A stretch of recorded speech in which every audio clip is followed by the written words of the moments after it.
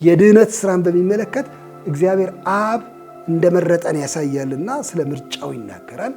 እግዚአብሔር ወልድ ለቤዞት ራሱን መስዋዕት አድርጎ እንዳቀረበ ደግሞ የጌታችን መስቀልና ሞት ይተርክልናል። ከዚያ መንፈስ ቅዱስ ደግሞ ለድህነታችን እንዳተመን ስለሚናገር ሥላሴያዊ አወቃቀር እንዳለው መመልከት እንችላለን። ሁለት ዋና ዋና ነገሮችን ያነሳልናል። አምልኮተ እግዚአብሔርን ያሳየናል። እንዴት ባለ መንገድ ውዳሴ ለአምላክ እንደምናቀርብ የምናቀርብበትን ምክንያት ይገልጽልናል። በሌላ ወገን ደግሞ ቅዱስ ኑሮን እንዴት እንደምንኖር ያሳየናል። የአምልኮም የሕይወትን መጽሐፍ ነው።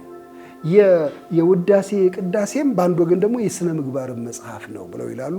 እውነትም ልክ ነው።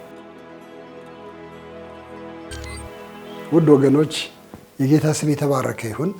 በጌታ ቸርነት እነዚህ ልዩ ልዩ የቅዱሳት መጽሐፍት ክፍሎች እያነሳን አብረን እየተነጋገርን ዋና ዋና ሐሳባቸውን ለመረዳትና ከዚያ ደግሞ በግላችን እያዳበርን ለመሄድ እየመረመርንም ለመቀጠል እንዲያስችለን ነው። በእውነት ለመናገር ማናቸውም አይነት ጥናት በግል እያንዳንዱ ሰው በራሱ የሚያደርገው ምርመራ በጣም ሊያግዘው እንደሚችል የታወቀ ነገር ነው። መግቢያ የሚሰጡ ሰዎች፣ ማብራሪያ የሚሰጡ ሰዎች ፍንጭ ነው የሚሰጡት እንጂ ሁሉን ነገር ጠቅልለው ያቀርባሉ ማለት አይደለም። ይሁን እንጂ ደግሞ እግዚአብሔር ይህንን ከፈቀደልን በተለይ ዛሬ የኤፌሶንን መጽሐፍ ሐዋርያ ጳውሎስ ለኤፌሶን ሰዎች የጻፈውን ደብዳቤ በሚመለከት አንዳንድ መሰረታዊ የሆኑ ዋና ዋና ነገሮችን እንድናነሳ ብዬ ነው ልጀምር ያሰብኩት። እግዚአብሔር የተመሰገነ ይሁን ይህ ትልቅ ዕድል ስለተሰጠን። ብዙዎቻችን የኤፌሶን ደብዳቤ ሲባል በጣም እናውቀዋለን። ብዙ ጊዜ አንብበነዋል። ብዙ ጊዜ የሚሰበክ ነው። በጣም የሚወደድ መጽሐፍ ቅዱስ ክፍል ስለሆነ በጣም ብዙ ሀብት ያለበት ደግሞ ደብዳቤ ከመሆኑ የተነሳ ሰባኪዎች በየጊዜው ይጠቅሱታል። ምናልባት በየእሁዱ በሆነ ምክንያት አንዴ ሳይጠቀስ የሚቀር አይመስልም በቤተ ክርስቲያን እና በጣም ታዋቂ መጽሐፍ ነው። እንደሚባለው ከሆነ የሰውን ሕይወት የሰውን አስተሳሰብ ከለወጡት የመጽሐፍ ቅዱስ መጽሐፍት መካከል ምናልባት ከሶስቱ ወይም ከአራቱ መካከል አንዱ ነው እየተባለ ይገመታል። በጣም ታዋቂ ከሆኑት የመጽሐፍ ቅዱስ ክፍሎች ውስጥ መዝሙረ ዳዊት ብዙ ጊዜ ይጠቀሳል። የብዙ ሰዎችን ሕይወት የለወጠ መጽሐፍ ነው። የሮሜ መልእክት በጣም ይታወቃል። የዮሐንስ ወንጌልም እንደዚህ ይታወቃል። ከነሱ ጋራ ይሄም የኤፌሶን መልእክት አንዱ ሁነኛ የሰውን ሕይወት የለወጠ መጽሐፍ ወይም ደብዳቤ ነው። መጠኑ ትንሽ ነው፣ ግን አስሚታው በጣም ብርቱ እንደሆነ ብዙ ሰዎች ይናገራሉ። ታዋቂ መጽሐፍ ነው እና በዚህ መጽሐፍ ላይ ነው ዛሬ ለመነጋገር የምንጀምረው። በተለያዩ ክፍሎች አድርገን እንነጋገራለን። ዛሬ መግቢያውን ብቻ ለመስጠት ነው የማስበው። ያለ ጠቅላላ መግቢያው ምንድን ነው የሚመስለው? ይሄ የኤፌሶን መጽሐፍ ምንድን ነው ያካትተው? አጻጻፉ እንዴት ነው? መልእክቱ ለማን ነው? እንዲህ የሚሉት ነገሮችን አያይዘን በትንሹ እንድንመለከት ልጋብዛችሁ እፈልጋለሁኝ። የሚያነሳቸው ብርቱ ጭብጦች ያሉት መጽሐፍ ነው። ይሄ መጽሐፍ ከቅድም እንዳልኳችሁ በጣም ከመወደዱ ከመነበቡ ከመሰበኩም ይልቅ ደግሞ የሚያነሳቸው ጭብጦች በጣም ትልልቅ ናቸው። አርዕስተ ነገሮች ማለት ነው። ለምሳሌ የሰውን ልጅ የድህነት መንገድ እንዴት ወደ መዳን እንደሚመጣ የሚያነሳ ነው። ነገረ ድህነት በጣም በሰፊው የተተነተነበት መጽሐፍ ነው። ድህነት ብቻ አይደለም፣ ከድህነት በኋላ የተመሰረተውን ደግሞ ትልቅ ማህበረሰብ አዲሱን የክርስቶስን ማህበረሰብ የሚያውጅ የሚገልጽ መጽሐፍ ነው። ይሄ ስለ ቤተ ክርስቲያን ስለ አዲሱ ማህበረሰብ ለማወቅ የሚፈልግ ሰው ወደ ኤፌሶን መጽሐፍ በእውነት መምጣት አለበት።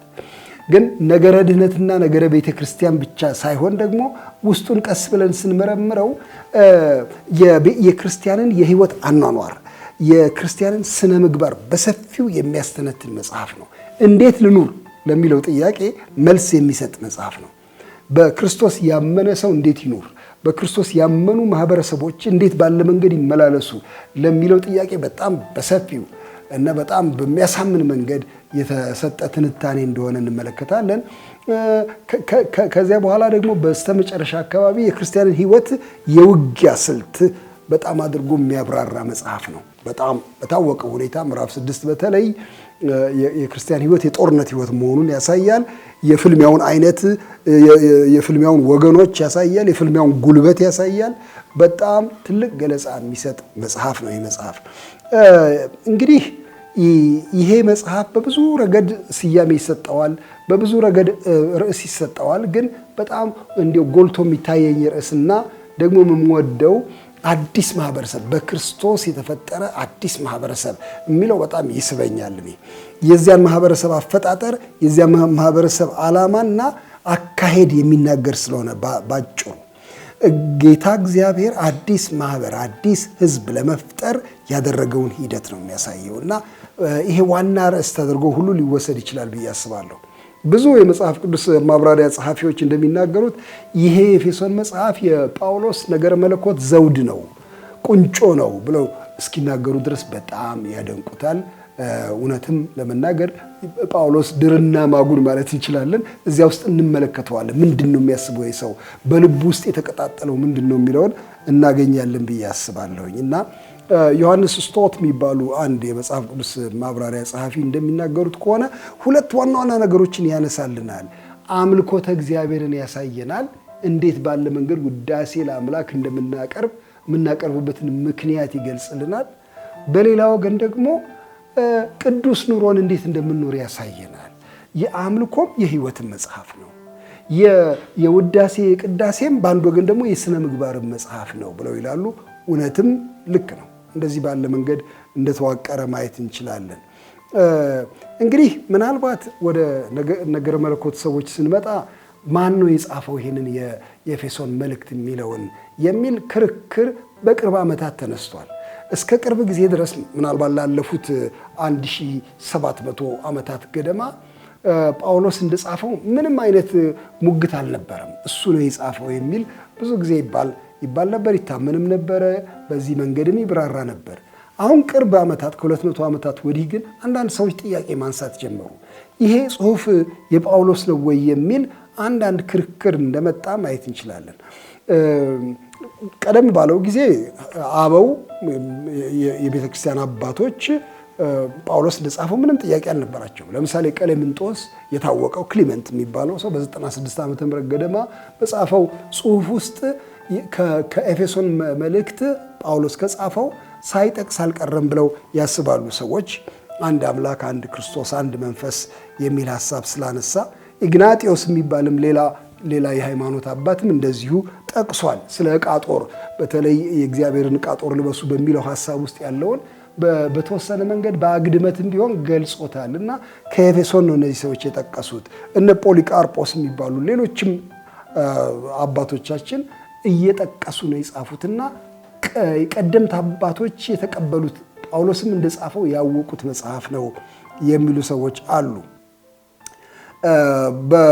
ምናልባት በሁለተኛው ምዕተ ዓመት አጋማሽ አካባቢ ጀምሮ በጣም ተሰራጭቶ እንደነበር በየቦታው ብዙ ማስረጃ አለ።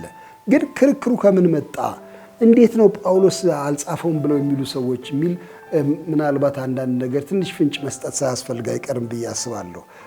የራሳቸው ምክንያቶች አሉት እንዲህ የሚሉበት። አንዱ የተነሳው ምክንያት በዚህ በኤፌሶን መጽሐፍ ውስጥ ሐዋርያው ጳውሎስ ስለ እናንተ ሰምቼ፣ ስለ እምነታችሁ ሰምቼ፣ ስለ ፍቅራችሁ ሰምቼ ብሎ የሚለውን ሐረግ ያዩ ሰዎች እንዴት እንዲህ ይላል? ሐዋርያው ጳውሎስ በሐዋርያት ሥራ ላይ በኤፌሶን 2 ዓመት እንደተቀመጠ የሚተርክ ቃል እያለ የሚተርክ ሐሳብ እያለ 2 ዓመት ሙሉ አብሯቸው ያገለገላቸው ሰዎች ሰምቼ ስለ እናንተ ብሎ እንዴት ይናገራል? ስለዚህ ይሄ ነገር ስለ ኤፌሶን ሰዎች አይደለም የተጻፈው። ጸሐፊውም ራሱ ጳውሎስ ላይሆን ይችላል። ያውቃቸው የለም ወይ? እንዴት ሰምቼ ይላል የሚል ሐሳብ አላቸው። በአንዳንድ ደብዳቤዎቹ ጳውሎስ ሰላምታ ጨምሮ ይጽፋል። እንትናን ሰላም በሉልኝ፣ እንትናን ቤተሰብ ሰላም በሉልኝ እያለ ስለሚገልጥ እዚህ ኤፌሶን ደብዳቤ ላይ እንደዚህ አይነት ግለሰቦች በሰላምታ ስም አልተነሱም። ስለዚህ እንግዲያው ይሄ ሰው ጳውሎስ ነው ለማለት አንደፍርም የሚል ጥርጣሬዎች፣ ጥያቄዎች ዝም ብለው ተነስተውባቸው እንደነበር ማየት ይቻላል። አንዳንዶች እንዲያውም ቆላሲስ የሚባለውን ደብዳቤ ሐዋርያው ጳውሎስ የጻፈውን ደብዳቤ እና እንዲያውም ምናልባት በጳውሎስ ስም ቆላሲስን ያነበበ ሰው ገልብጦ የጻፈው ደብዳቤ ሳይሆን አይቀርም ብለው ሁሉ ይገምታሉ። ራሱ ጳውሎስ አይደለም፣ ሐሳዊ ጳውሎስ ነው። ወይም ደግሞ በሌላ አነጋገር የጳውሎስን ስም ተጠቅሞ የጻፈ ሌላ ሰው ነው። ምክንያቱም ከቆላሲስ ጋር ያላቸው መመሳሰል በጣም ሰፊ ነው። ቃላት ይደጋገማሉ፣ ሐረጎች ይደጋገማሉ፣ ሐሳብ ይደጋገማል እና የተገለበጠ ነው የሚመስለው ከዚያ መጽሐፍ።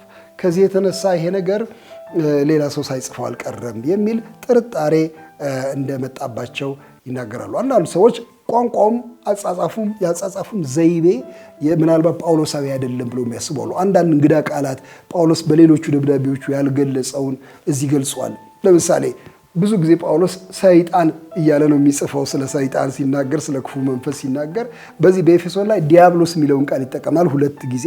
እንዲህ አይነት ቃላት ሌሎችም ሌላ ቦታ የሌሉ ቃላት እዚህ ላይ ይጠቀማል። በሰማያዊ ስፍራ የሚል ቃል ለምሳሌ እንደዚህ አይነት ሐረግ የሌላ ቦታ የለም እና ከዚህ የተነሳ ምናልባት ሌላ ሰው ጽፎት ይሆናል ብለው የሚያስቡ ሰዎች አሉ። አንዳንድ የሚሰጡት ምክንያት ነገረ መለኮታዊም ነው። የጳውሎስ ነገረ መለኮት ነው ወይ እዚህ ኤፌሶን ላይ የምንመለከተው ብለው የሚያነሷቸው አንዳንድ ጥያቄዎች አሉ። ግን ይሄ ሁሉ ጥያቄም እየተነሳ ግን ሌሎች ምሁራን ደግሞ ጳውሎስ እንደጻፈው ለመጠራጠር በቂ ምክንያት የለንም ብለው ይሞግታሉ። እንዲያው ምንድነው የሚባለው ያለ ይሄ የኤፌሶን ደብዳቤ በበኩር ጽሁፎች በአንዳንድ በኩር ጽሁፎች ቀደምት ጽሁፎች ውስጥ ኤፌሶን የሚለው ስም ስላልነበረ በኋላ ባሉት ቅጂዎች ላይ ነው ኤፌሶን የሚለው በብዛት የታየው እና ምናልባት ጳውሎስ ጽፎት ለኤፌሶን በቀጥታ ላይሆን ይችላል የጻፈው። ብዙዎች ሊጠቀሙበት የሚችሉ ተዘዋዋሪ ደብዳቤ ሆኖስ ቢሆን እና እንግዲያው እንደሱ ከሆነ ሰምቼ ማለቱ ሊያስኬደው ይችላል። የግድ ዝርዝር ማወቅ የለበትም። ልዩ ልዩ አብያተ ክርስቲያናት በትንሹ እስያ ውስጥ ላሉቱ ለነሱ ሁሉ ሊሆን ይችላል የጻፈው ብለው የሚሞግቱ ሰዎች አሉ። መመሳሰሉን በሚመለከት ከቆላሲስ ጋር ቢመሳሰል የሚያስገርም ነገር አይደለም። አንድ ደራሲ የሚጽፋቸው 2 መጽሐፍት ሊመሳሰሉ ይችላሉ። እንዲያውም ጳውሎስን አስመስሎ የሚጽፍ ሰው ይሄን ያህል ብዙ ነገር ሊያመሳስል አይደፍርም። ምክንያቱም ገለበጥክ ይባላል። ስለዚህ ምናልባት ይሄ መመሳሰል የተገኘው ከአንድ ሰው ስለመነጨ ሊሆን ይችላል ብለው ይላሉ። ልዩ ቃላት የሚባሉትም ቢሆን በቁጥር ሲታይ በሌሎች መጽሐፍት ውስጥ ልዩ ልዩ ቃላት ተጠቅሟል፣ ሌላ ጋር ያልተጠቀመው፣ ለምሳሌ በገላትያ በሌሎችም መጽሐፍት ውስጥ። ስለዚህ ይህን ልንጠብቅበት አይገባም ከጳውሎስ። ሰላምታም ባይሰጥ አይገርመንም። ገላትያም ላይ እንደዚሁ አናገኝም ሰላምታዎችን እና የግድ ስላወቃቸው ሰላምታ ያቀርባል ማለት አይደለም። የሮሜ መልእክት ለምሳሌ አይቷቸው ለማያውቅ ሰዎች ነው የሚጽፈው፣ ግን የሰላምታው ብዛት በጣም ሰፊ ነው።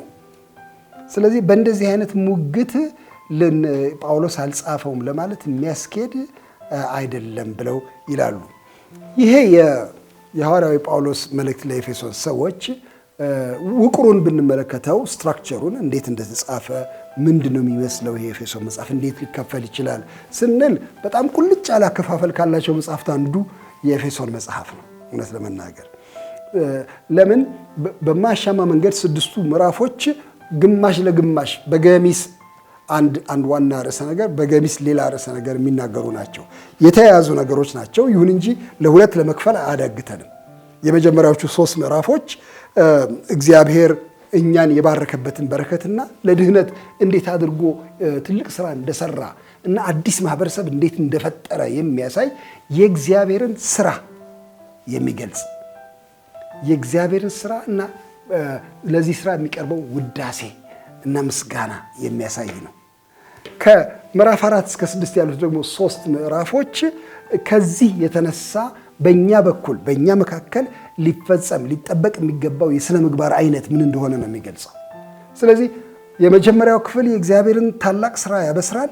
ሁለተኛው ክፍል ደግሞ አዲሱ ማህበረሰብ ሊሰራ የሚገባውን ደግሞ ሊኖርበት የሚገባውን መንገድ ያሳያል እና ያለ ብዙ ሽሚያ ለሁለት በደንብ ሊከፈል የሚችል በጣም ግልጽ የሆነ አወቃቀር ያለው መጽሐፍ እንደሆነ ምንም ጥያቄ የለውም የኤፌሶን መጽሐፍ። እንዲያውም ሁለተኛው ክፍል ራሱ የኑሮ መመሪያ ተብሎ የተጻፈው በጣም ግልጽ በሆኑ ዝርዝሮች የተሞላ ነው። እንዴት በአንድነት መመላለስ እንዳለብን፣ እንዴት በፍቅር መመላለስ እንዳለብን፣ እንዴት በብርሃን እንዴት በጥበብ መመላለስ እንዳለብን፣ እንዴት እንደ አሕዛብ መመላለስ እንደሌለብን እቺ መመላለስ የምትለዋን ዋና ሐሳብ ይዞ በትንታኔ ይሄዳል። ከዚህ የተነሳ ግልጽ የሆነ ውቅር ያለው መጽሐፍ እንደሆነ መመልከት እንችላለን። ሌላው የሚነሳው ነገር እንግዲህ ስለ ኤፌሶን መጽሐፍ መግቢያ ስንነጋገር መቼቱ ነው። መቼቱ ማለት መችና የቱ ማለት ነው። ቦታው የተጻፈበት ቦታ እና የተጻፈበትን ጊዜ በሚመለከት የተሰጡ ግምቶች አሉ። ግምቶች ማለት ነው የሚቀለው፣ ምክንያቱም በጣም አስረግጦ መናገር ስለሚያስቸግር በብዙ የመጽሐፍ ቅዱስ ማብራሪያ መጽሐፍት ውስጥ ይሄን ደብዳቤ ያደረሰው ሰው ቲኪቆስ መሆኑን በዚሁ በምዕራፍ 6 ላይ ስለሚገልጽ ይሄ ቲኪቆስ የሚባለው የደብዳቤ አድራሽ የፊልሞናንም መጽሐፍ ያደረሰ እሱ ስለሆነ ቆላሲስንም ያደረሰ እሱ ስለሆነ እሱን ገምቶ ጊዜውን አንዳንዶች አስተያየት ይሰጣሉ። የሚሰጡት ጊዜ ምናልባት በጣም የተለያየ የጊዜ ወቅት ይሰጣል፣ ግን ከ59 ዓመተ ምህረት እስከ 61 ዓመተ ምህረት ባለው ጊዜ ውስጥ የተጻፈ ነው ማለት በጣም ቀደም ካሉ መጽሐፍት አንዱ ነው ማለት ነው። 5961 ጌታችን በምድር ላይ ከመጣበት ጊዜ ማለት ነው እና በዚያ ጊዜ የተጻፈ መጽሐፍት እንደሆነ ይገመታል። የት ነው የተጻፈው የሚለው እርግጥ አሁንም ሙግት አለ።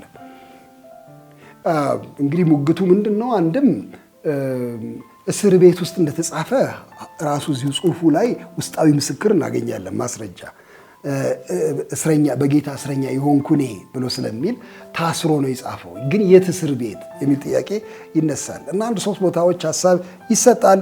አንዳንዶች ሮም ውስጥ ሆኖ ታስሮ የጻፈው ነው የሚሉ አሉ።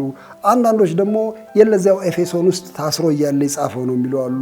ሌሎች ደግሞ ቂሳሪያ የሚባል ከተማ ሆኖ እያለ የጻፈው ነው ብለው የሚሉ አሉ። ሙግቱን ቀኝና ግራ ዝርዝር ለመናገር አሁን ጊዜ የለንም። ግን አብዛኞቹ የመጽሐፍ ቅዱስ መምህራን እንደሚናገሩት ከሆነ ቂሳሪያ ውስጥ ሆኖ ጳውሎስ በእስር እያለ ከጻፋቸው ደብዳቤዎች አንዱ ሳይሆን አይቀርም የሚል ጠቅላላ ግምት እንዳለ መረዳት እንችላለን። ምንድነው ቅርጹ? የዚህ የኤፌሶን ስነ ጽሑፍ ደግሞ የተባለ እንደሆነ ሌላ ነገር መነጋገር እንችላለን። ስነ ጽሑፋዊ ቅርጹ ልዩ ልዩ ገጽታ ያለው ነው። ደብዳቤ ነው፣ በአንድ ወገን እንደ ደብዳቤ የሚነበብ ነው። በሌላ ወገን ደግሞ ጸሎት ነው፣ ቡራኬ ነው። የሚገርመው አሁን ምዕራፍ 1ን ስንመለከተው ትልቅ የውዳሴ የምስጋና ቃላት አሉት፣ ጸሎትም አለው እዚያው አያይዞ። ምዕራፍ 3 እንደዚሁ በጸሎት ጀምሮ በጸሎትም የሚጨርስ። እንግዲያው በአንድ ወገን የልቡናውን ጸሎት፣ ውዳሴውን፣ ቡራኬውን ያፈሰሰበት መጽሐፍ ነው። ቅርጹ አንድም እንደሱ ነው። በሌላ ወገን ደግሞ ትምህርትም የሰጠበት ነው። ይሄ የትምህርት መጽሐፍ ነው፣ ማብራሪያ ነው፣ ማስረጃ ነው። ስለዚህ ትምህርት ነው፣ ጸሎት ነው፣ ቡራኬ ነው ማለት ይቻላል። በአንድ ወገን ስንመለከተው ስነ ጽሑፋዊ ቅርጹ ደብዳቤ ነው ማለት እንችላለን፣ ስብከት ነው ማለት እንችላለን። እነዚህን ሁሉ አደባልቆ ያቀረበበት የጽሑፍ አይነት እንደሆነ መመልከት እንችላለን። እንደ ሌሎቹ ደብዳቤዎች አንድ ችግር ይዞ እሱን ለመፍታት የቀረበበት አይነት ጽሑፍ አይደለም ይሄ። ነገር ግን በልቡ ውስጥ የሰፈረውን የእግዚአብሔርን አድናቆት የገለጸበት ትልቅ መጽሐፍ እንደሆነ ማየት እንችላለን። ስብከትም ሰጥቶበታል። ወደ መጨረሻ ግን አንድ ነገር መናገር እፈልጋለሁኝ። ምንድነው ያዘለው ይሄ የኤፌሶን መልእክት? ምንድነው መለኮታዊ እይታው ምን ይመስላል? ይዘቱ ምን ይመስላል የሚለውን ትንሽ ብንመለከት ጥሩ ይመስለኛል። ምክንያቱም ይሄ በከፍተኛ ደረጃ ነገረ መለኮታዊ መጽሐፍ ነው። ማለት ምን ማለት ነው? ይሄ ቴዎሎጂካል የእግዚአብሔርን ሐሳብ፣ የእግዚአብሔርን አስተሳሰብ፣ የክርስትናን ትምህርት ታላላቅ ትምህርቶች የከሰተበት መጽሐፍ ነው ይሄ የኤፌሶን መልእክት። ምን አለ እዚያ ውስጥ? 5 ነገሮች ማንሳት ይቻላል ብዬ እላለሁ እኔ። አንዱ በጣም ግልጥ የሆነውና በይፋ የተነገረው ትምህርተ ሥላሴ ነው። ትምህርተ ሥላሴን ስንመለከተው ቅኝቱን በዚህ በኤፌሶን መጽሐፍ ውስጥ በጣም እንመለከተዋለን። በተለይ በመጀመሪያው ምዕራፍ ላይ የድህነት ስራን በሚመለከት እግዚአብሔር አብ እንደመረጠን ያሳያልና ስለ ምርጫው ይናገራል። እግዚአብሔር ወልድ ለቤዞት ራሱን መስዋዕት አድርጎ እንዳቀረበ ደግሞ የጌታችንን መስቀልና ሞት ይተርክልናል። ከዚያ መንፈስ ቅዱስ ደግሞ ለድህነታችን እንዳተመን ስለሚናገር ሥላሴያዊ አወቃቀር እንዳለው መመልከት እንችላለን። ይሄ ትምህርተ ሥላሴ በምዕራፍ 1 ላይ ብቻ ሳይሆን ምዕራፍ 4 ላይ እንደዚሁ ይገኛል። ስለ አንድነታችን በተነገረው ውስጥ የሥላሴን ስራ እንመለከታለን። በሌሎችም ቦታዎች ላይ እንደዚሁ ተጠቅሶ ታገኙታላችሁ በተለያዩ ስፍራዎች። እንግዲያው ትምህርተ ሥላሴ ዋና አስተሳሰብ ሆኖ እዚህ ኤፌሶን ውስጥ እንዳለ እናያለን። ግን ትምህርተ ሥላሴ ብቻ አይደለም፣ ነገረ ክርስቶስም ደግሞ እንደዚሁ ዋና ነው። ስለ ክርስቶስ በጣም ብዙ ይጽፋል። ምናልባት 26 ጊዜ ስሙን እንደጠቀሰው መቁጠር ይቻላል። አንዳንድ ጊዜ ኢየሱስ ክርስቶስ በሚለው ሙሉ ሐረግ፣ አንዳንድ ጊዜ የንግስናውን የመቀባቱን ዜና ብቻ በሚያበስረው ክርስቶስ በሚለው ቃል ደጋግሞ ጠርቶታል ጌታችንን። ስለ ክርስቶስ ይናገራል። ስለ ክርስቶስ ሥጋ መሆን ይናገራል። በሥጋው የጥልን ግድግዳ አፈረሰ ይላልና ስለ ክርስቶስ የድህነት መንገድነት ይናገራል በጣም አድርጎ። ስለ ክርስቶስ በሰማያዊ ስፍራ ያለውን ማዕረግ ይናገራል። ስለ ስልጣኑ ይናገራል። ስለ ኃይሉ ይናገራል። እንደገና ስለ መምጣቱ ይናገራል። እውነት ለመናገር ነገረ ክርስቶስ በሰፊው የተተነተነበት መጽሐፍ ነው። እሱ ብቻ አይደለም፣ ነገረ መንፈስ ቅዱስም እንደዚሁ ይገኛል። ስራዎቹ ሐሳቡን ሁሉ ይገልጻል። ነገረ ክርስቶስ ነገረ መንፈስ ቅዱስ ብቻ ሳይሆን በዚህ መጽሐፍ ውስጥ ደግሞ ነገረ ቤተ ክርስቲያን በሰፊው ታትቷል። የቤተ ክርስቲያን ጥንስስ ምዕራፍ 2 ላይ፣ ከዚያ በኋላ ምዕራፍ 4 ላይ እንዴት አድርጋ እንዳደገች፣ እንዴት አድርጋ እንደምታድግ፣ አንድነቷ እንዴት እንደሚጠበቅ፣ ምን እንደምትሰራ ያብራራል እና በጣም በሰፊው እነዚህን ነገረ መለኮታዊ ፋይዳዎች የሚያነሳ መጽሐፍ እንደሆነ ምንም ጥያቄ የለም። በመጨረሻ እውነት ለመናገር ነገረ ድህነትንም ከሌሎች ቦታዎች ይልቅ በዚህ በኤፌሶን ውስጥ የተጻፈው በጣም ግልጽ እና የተብራራ ሆኖ እናገኘዋለን። ሌሎች ቦታዎችም በሰፊው ተተንትኗል። ግን በተለይ በጸጋ መዳን፣ በእምነት ብቻ መዳን የሚሉ ሀሳቦችን በደንብ አድርጎ እንዳሰፈረ እንመለከታለን። ከዚህ የተነሳ ይሄ መጽሐፍ ትልቅ ዋጋ፣ ትልቅ ፋይዳ ያለው መጽሐፍ ነው ወገኖች። እንድናጠናው ለማበረታታት ነው ይችን መግቢያ የሰጠሁት እንጂ እናንተ ደግሞ ስትመረምሩ ቀስ ብላችሁ ስታዩት በጣም ሰፊ ነገር የምታገኙበት በጣም የበለጸገ መጽሐፍ ነው እና እግዚአብሔር ይህን በማጥናት ሁላችንም እንዲባርክ እመኛለሁ። የጌታ በረከት ይብዛልን።